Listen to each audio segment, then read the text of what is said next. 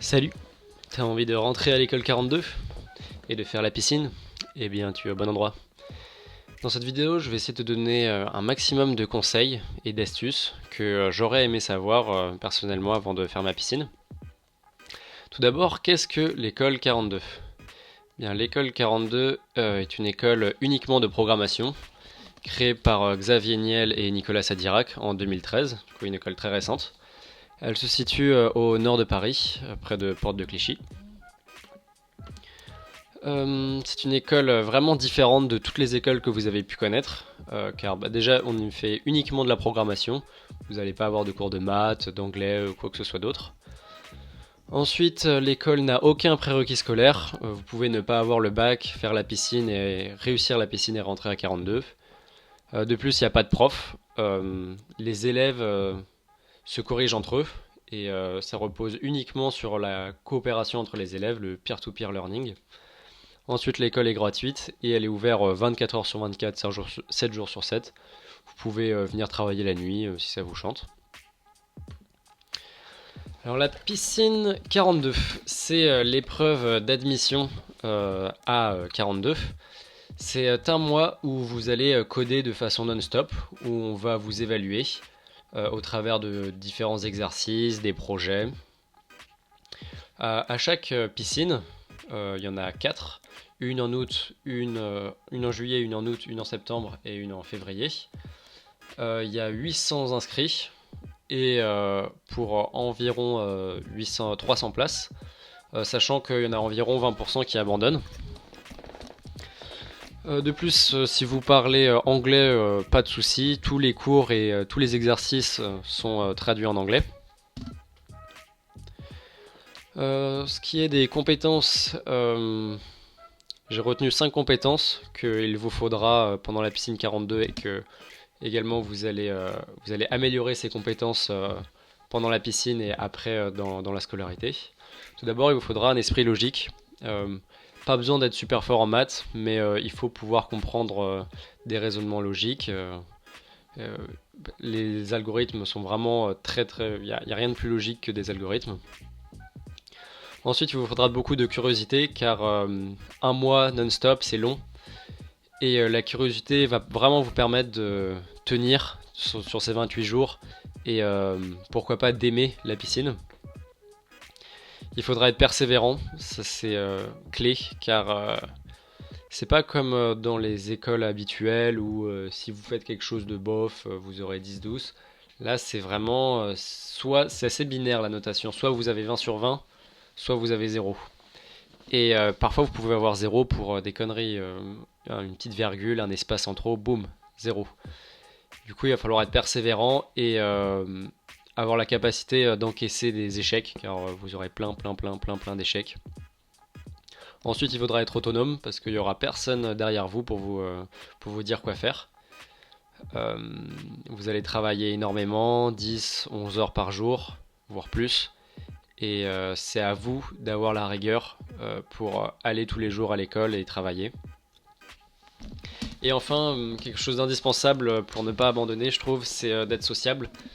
Il va falloir vous faire des amis, car si vous êtes tout seul, je pense que vous allez abandonner, c'est sûr.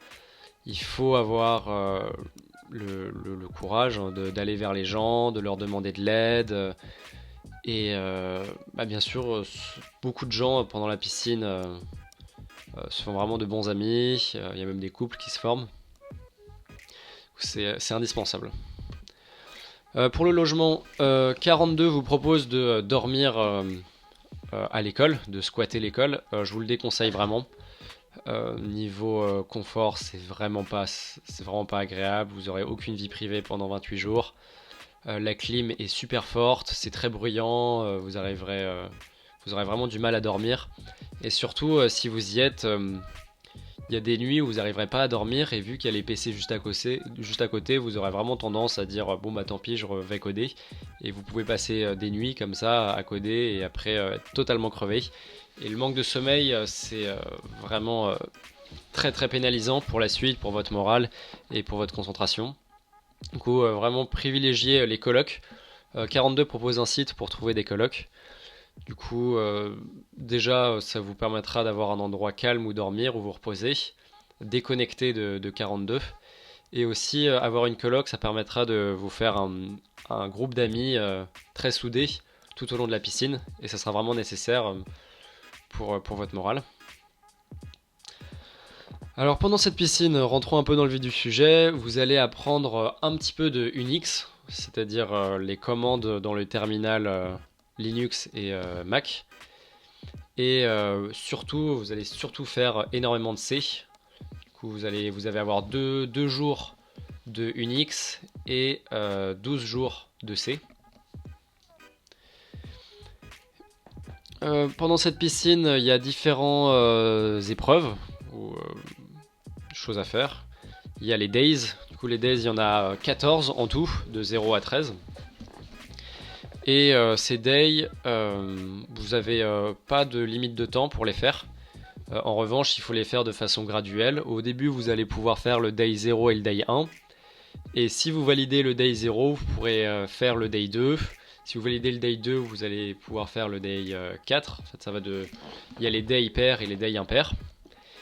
Et si vous n'arrivez pas à valider votre day au premier tour, au premier coup, c'est pas grave, vous pouvez les recommencer. Après, il y a les projets perso, il y en a 3. Sacentua, Match and Match et Valexp. Il faudra pas oublier de vous inscrire car ces projets ont une durée limitée. Il faut s'inscrire à un certain moment et rendre le projet à un certain moment. Pareil pour les rushs, qui sont des travaux de groupe. Vous serez par groupe de 3. Et il y a 3 rushs, le rush 00, rush 01, rush 02. Et pareil, ces rushs-là, temps limité, du coup, il faudra pas oublier de s'inscrire et de rendre le projet à une heure bien précise. Et enfin, les examens. Il y a 4 examens. Les examens durent 4 heures pour les 3 premiers et l'examen final dure 8 heures. Enfin, le système d'évaluation du coup est vraiment particulier à 42 car vous le savez, il n'y a pas de professeur. Du coup, pour vous corriger, vous allez devoir corriger d'abord d'autres personnes pour gagner des points de correction. Et si vous avez par exemple, vous corrigez une personne, vous gagnez un point de correction que vous allez pouvoir utiliser pour corriger votre day. Du coup, il vous faudra deux points de correction pour corriger votre day. Et une fois que les 2 personnes ont corrigé vos exercices, eh bien, vous allez passer à la moulinette. La moulinette, c'est un programme qui va évaluer... c'est un programme automatisé qui va noter vos exercices. Et si jamais, par exemple, les 2 personnes qui vous ont corrigé n'ont pas vu les erreurs et vous mettent 20 sur 20 à tous vos exercices, mais la moulinette détecte une erreur à l'exercice 0, eh bien, vous avez tout faux. Dans un day, il y a différents exercices et la note, vous pouvez avoir bon à tous les exercices et faux au premier, vous aurez 0. Il faut vraiment réussir les premiers exercices pour espérer avoir les points. C'est de façon graduelle. Ensuite, oui, pour remettre vos exercices, vous allez devoir utiliser Git. Du coup, il y a 5 commandes de base à connaître. On va vous donner, tiens, si je vais sur le prochain lien, par exemple, le day 00 ici, on va vous donner un lien. Ce lien, vous allez le copier et ensuite, dans votre répertoire de travail, vous allez taper la commande git clone, le lien et le nom du dossier. Par exemple, pour le day 00, vous pouvez marquer day 00. Vous faites vos exercices dans ce dossier. Une fois que vous avez fait vos exercices, vous allez taper ces 3 commandes, git add a, git commit m, message, bon vu que vous êtes tout seul ça servira à rien de faire des messages, et git push. Ça va envoyer vos exercices sur le serveur central. Et une fois que vos exercices ont été envoyés, vous pouvez aller sur le site de 42 et dire que vous avez bien fini vos exercices. Et voilà, du coup, une fois que vous avez envoyé vos exercices, vous allez devoir faire les 2 évaluations par 2 personnes. Une fois que vous avez fait ces 2 évaluations, la moulinette va vous évaluer, comme on le voit là. Là, ici, on voit j'ai réussi tous les exercices jusqu'au 10, le 11, je ne l'ai pas fait. Et du coup, j'ai validé à 85% le day. Il faut avoir plus de 50% pour valider un day. Mais par exemple, si j'avais fait une faute à l'exercice 3, j'aurais eu seulement les points de l'exercice 1 et 2. Et tout le reste aurait été compté comme faux. Pareil, par exemple, si j'avais tout réussi sauf l'exercice 6, j'aurais eu seulement les points d'exercice 1, 2, 3, 4, 5 et pas le reste. Et une fois que vous avez réussi, par exemple, si le day 0-0, vous pouvez passer à la suite et avancer. Ensuite, pour la piscine, je vous conseille de commencer un peu à coder. Je sais, certaines personnes disent que il faut pas se préparer, on peut y aller comme ça, sans rien savoir. Je pense que je le déconseille vraiment. Il faut quand même avoir certaines bases en algorithmique, certaines bases algorithmiques et avoir un peu des raisonnements en programmation. Tout d'abord, je vous conseille de savoir utiliser Vim. C'est un éditeur de texte que vous allez utiliser pour faire vos exercices. Et pendant les examens, c'est le seul éditeur de texte autorisé avec Emacs. Ensuite, je vous conseille de connaître les bases, les commandes de base dans un terminal. Je suis sûr que vous trouverez énormément de tutoriels sur Google pour le faire. Et ensuite, je vous conseille de connaître un peu les bases du C. Pour ça, Open Classroom propose un super cours de C. Mais attention, il y a certaines différences. Dans Open Classroom, on a le droit d'utiliser Studio librement. Pendant la piscine de 42, vous pourrez seulement utiliser Studio et du coup la commande principale c'est printf. Vous pourrez seulement utiliser printf pour faire vos tests, mais une fois que vous allez rendre vos exercices, vous ne pouvez pas laisser de printf. Et enfin, si vous avez fini le cours Open Classroom en C, déjà vous aurez une super avance. Mais si vous le pouvez, essayez de commencer à faire quelques petits exercices dans un site qui s'appelle Projet Euler. Il propose pas mal d'exercices basiques en algorithmique et je pense qu'ils vous permettront vraiment de vous entraîner à penser de façon algorithmique. Ensuite, pour ce qui est du matériel, je vous conseille d'acheter certaines choses. Enfin, même par exemple pour le premier matériel que je vous conseille, il va vous falloir absolument un adaptateur jack USB. Car à 42, tous les PC, ce sont des Mac. Il n'y a que des Mac, mais vous n'avez pas le droit, pour écouter les vidéos, vous ne pourrez pas utiliser les haut-parleurs parce qu'il y a trop de bruit dans le cluster. Du coup, vous pouvez utiliser par exemple vos écouteurs, mais vous n'avez pas le droit de les brancher directement en jack. Du coup, il va falloir acheter un adaptateur jack USB. Et l'école 42 ne les fournissent pas, du coup c'est à vous de les acheter avant. Ensuite, du coup, il vous faudra des écouteurs ou un casque anti-bruit pour écouter les vidéos. Car en effet, tous les cours à 42, déjà, il y en a très peu. Et tous les cours sont son format vidéo.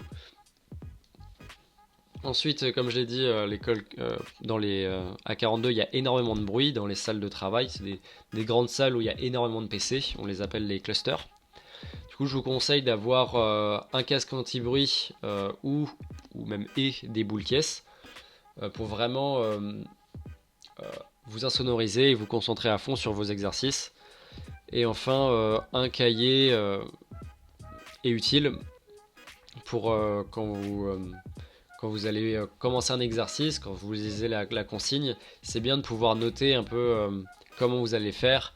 Et même, c'est utile de pouvoir prendre en note, par exemple, quand vous corrigez quelqu'un, vous voyez comment il a fait et vous trouvez que c'était une super bonne idée la façon dont il a résolu l'exercice. Bien, avec ce petit cahier, vous pourrez rapidement prendre note comment il a fait, les idées clés, sans perdre trop de temps en allant par exemple sur un document Google ou quoi. Là, c'est rapide. Enfin aussi, je vous conseille pendant toute votre piscine de prendre des notes, soit sur un cahier, soit sur un document Google. Mais le document Google, je vous le conseille plus pour les cours et le cahier plus pour les exercices. Enfin, à 42, il faudra faire attention car l'école n'est pas si grande et on est énormément d'élèves. Au début de la piscine, on est 800. Du coup, il y a certaines règles de vivre ensemble qui sont respectées. car si jamais vous ne les respectez pas, vous allez prendre ce qu'on appelle une tige, c'est-à-dire des travaux d'intérêt généraux. Ça commence, les tiges standards c'est 2 heures, et pendant 2 heures vous allez faire n'importe quoi, nettoyer les écrans, nettoyer les claviers, nettoyer les salles. Du coup ça va vous faire perdre beaucoup de temps, du coup faites bien attention. Les principales raisons du tige, c'est premièrement, comme je l'avais dit, on ne peut pas connecter ces écouteurs directement avec la prise jack. Je ne sais pas pourquoi ils ont fait cette règle, mais en tout cas, utilisez toujours votre adaptateur jack USB. Ensuite, les bouteilles d'eau sont interdites sur les tables, même si elles sont vides. Du coup, posez toujours vos bouteilles d'eau par terre. Ensuite, il ne faut pas oublier sa carte sur la table. On vous donnera des cartes pour rentrer au sein de l'école. C'est surtout après les examens, parce que pendant les examens on a besoin de sa carte. Faites attention à ne pas l'oublier sur la table. Et enfin, pas de pieds sur les chaises. Bon, ça peut paraître évident à l'intérieur, mais c'est aussi le cas à l'extérieur. Vous n'avez pas le droit de poser vos pieds sur les chaises à l'extérieur de 42 au niveau de la terrasse. Enfin, si je peux vous donner quelques conseils supplémentaires, c'est ne pas rester bloqué trop longtemps sur un exercice. Si jamais vous n'arrivez vraiment pas à savoir comment il faut faire, vous allez chercher 1 heure, 2 heures et vous n'y arrivez toujours pas, franchement, allez voir d'autres personnes qui vont vous aider, qui vont vous guider. Si ces personnes aussi ne savent pas comment faire, n'hésitez pas à regarder rapidement sur GitHub.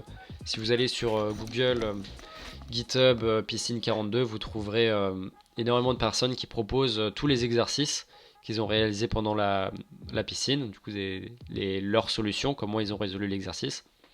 Et bien sûr, ne copiez pas ce code-là, il faut essayer plus de comprendre comment il l'a fait. Et une fois que vous avez compris comment la personne a résolu l'exercice, de le faire un peu à votre sauce, à votre manière.